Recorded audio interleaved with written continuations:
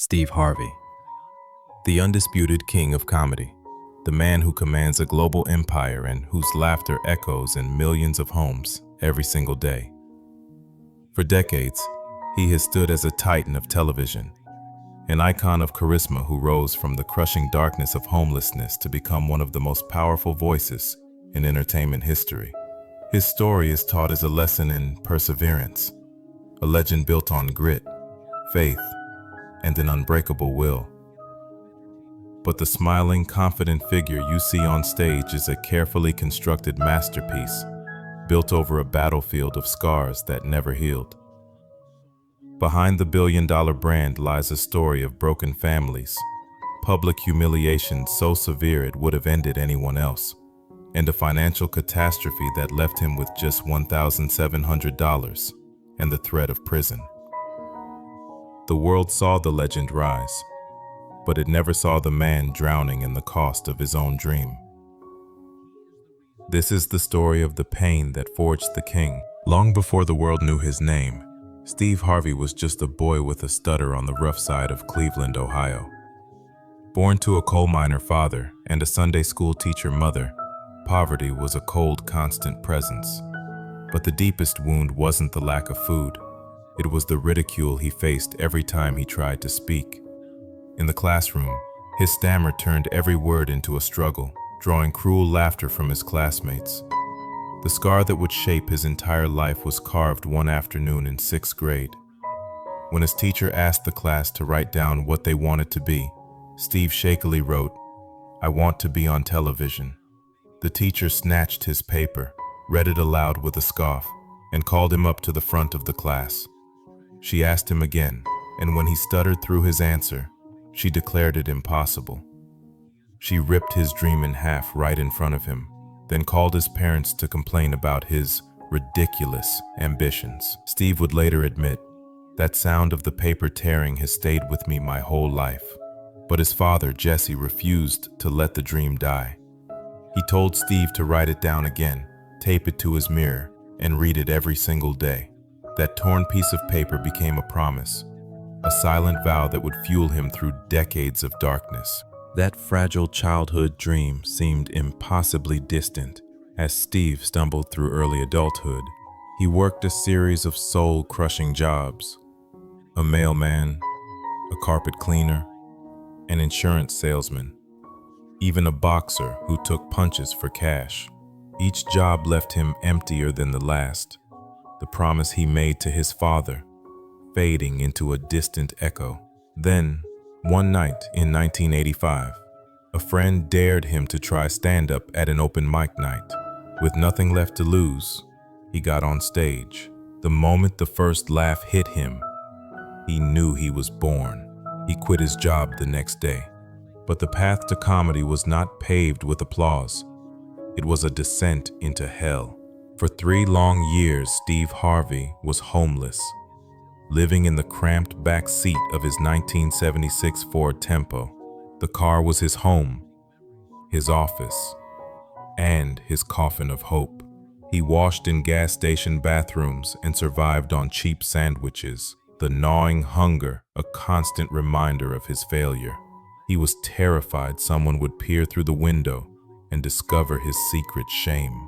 The breaking point came one night when, ready to give up and call his father in defeat, he checked his answering machine one last time. There were 2 messages offering him back-to-back gigs that paid just enough for a flight to New York for an audition. Those 2 calls saved his life. But those years left a permanent mark, instilling a fear of poverty so deep that it would drive every decision he made for the rest of his life. The boy who once lived in a car now stood under the blinding lights of Showtime at the Apollo. For 7 years he hosted the legendary show, his voice finally free of the stutter that once silenced him. His career exploded. The Steve Harvey Show became a cultural phenomenon, and the Kings of Comedy tour with Cedric the Entertainer, D.L. Hughley, and Bernie Mac became one of the highest-grossing comedy tours of all time. He was no longer a stuttering boy from Cleveland. He was a king, but the crown was heavier than anyone knew. His schedule was merciless, He worked 18-hour days, flying from sitcom tapings to stand-up gigs, surviving on almost no sleep. He later confessed that at the height of his success, he was celebrated by the world but was a complete stranger to his own children. He was making millions laugh, but he was sacrificing everything that truly mattered. The applause was deafening, but in the quiet of his hotel rooms, the silence of his lonely life was even louder. He had achieved the dream his teacher once tore in half, but he was slowly realizing that the price of the crown might be his own soul. By 2015, Steve Harvey was an untouchable icon. But the higher you climb, the more brutal the fall. That December, on the global stage of the Miss Universe pageant, he made the most infamous mistake in live television history. In front of 1 billion viewers, he announced the wrong winner. The cringe-inducing moment when he had to walk back on stage, admit his error, and take the crown from Miss Columbia was excruciating. The world exploded with mockery. He became a global punchline overnight, his decades of hard work reduced to a single, humiliating meme. The hits kept coming. In 2019, his popular daytime talk show, Steve, was abruptly canceled by NBC. He was blindsided, learning about it from the media at the same time as the public. For a man who built his empire on connecting with an audience, being discarded so coldly was a devastating blow. These weren't the struggles of poverty or hunger. This was a different kind of pain. The public stripping of his dignity. The man who had commanded stages with flawless confidence was now a symbol of epic failure. His mistakes were played for the world to see, again and again. The first casualty of Steve Harvey's ambition wasn't his career. It was his family. In 1981, long before the fame, he married his first wife, Marsha Harvey. She stood by him when he had nothing but a dream, and together they had twin daughters, Carly and Brandy, and a son, Broderick Jr. But as Steve's obsession with comedy grew, he became a ghost in his own home. He was always on the road, chasing gigs that barely paid the bills, leaving Marsha to raise 3 children alone. He would later admit, with a voice thick with regret, "I lost my first family chasing the dream." The marriage crumbled under the weight of his absence. By the time they divorced in 1994, he was emotionally and financially broken. He had lost the trust of his wife and precious years with his children that he could never get back. The pain of that failure, of choosing the stage over his own family, became a wound that never truly healed, a constant reminder that his first taste of success came at the cost of his first home. In 1996, Harvey tried to rebuild, marrying his second wife, Mary Shackelford. The birth of their son, Winton, in 1997, felt like a second chance at fatherhood. For a while, things seemed perfect. But as his career entered the stratosphere with the kings of comedy, the old patterns returned. The constant travel, the endless work, and the consuming pressure of fame began to erode their marriage. Their divorce in 2005 was not quiet or private. It was a public spectacle.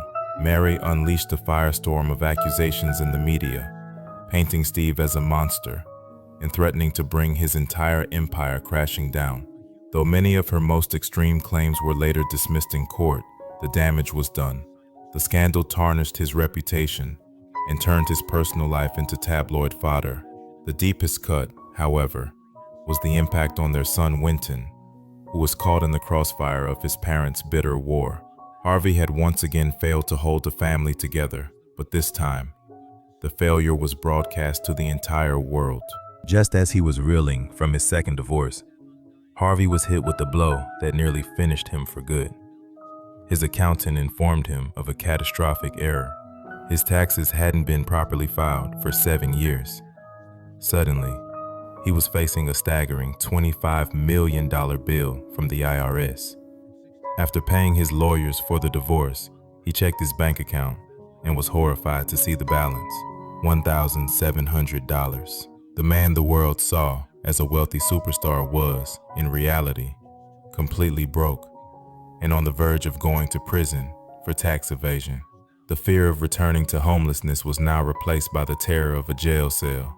He was drowning. "I was in a deep, dark hole," he later said. To survive, he worked with a ferocity born of pure desperation. He took every gig offered, no matter how small. Every dollar he earned went straight to the IRS. It was during this dark period that he was offered the hosting job for Family Feud. He saw it not as a career move, but as a lifeline. For years, he worked relentlessly, his public smile hiding the private terror that one misstep could mean the end of everything. He was fighting not just for his career, but for his freedom.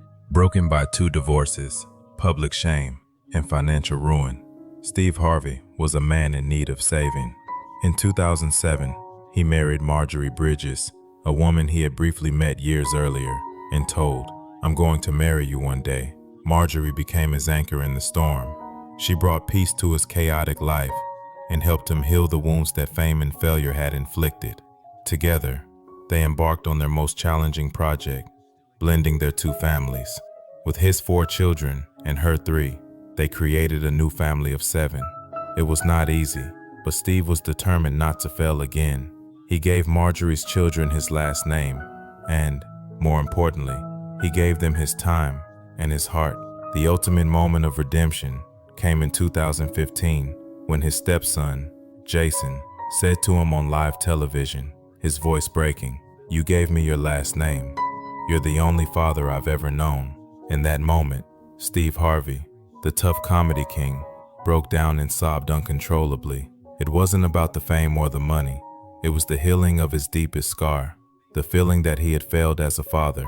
Today, Steve Harvey is more successful than ever. His net worth is estimated at over $200 million. He owns a sprawling 17-acre estate in Atlanta and hosts versions of Family Feud around the globe. Yet, the ghosts of the past never truly leave. He openly admits the fear of losing it all is always with him, a constant reminder of the days he had nothing. He battles health issues brought on by years of stress and has disciplined his life with a rigor that speaks to his terror of falling apart. His life is a testament that success is not measured by the absence of failure, but by the will to rise from the ashes. From a stuttering boy with a torn dream to a homeless man in a car. From a publicly shamed celebrity to a man who rebuilt his family from broken pieces, Steve Harvey's story is not about comedy. It's about the brutal, relentless, and ultimately beautiful art of survival. He proved that even the deepest scars can become the foundation of an unbreakable kingdom.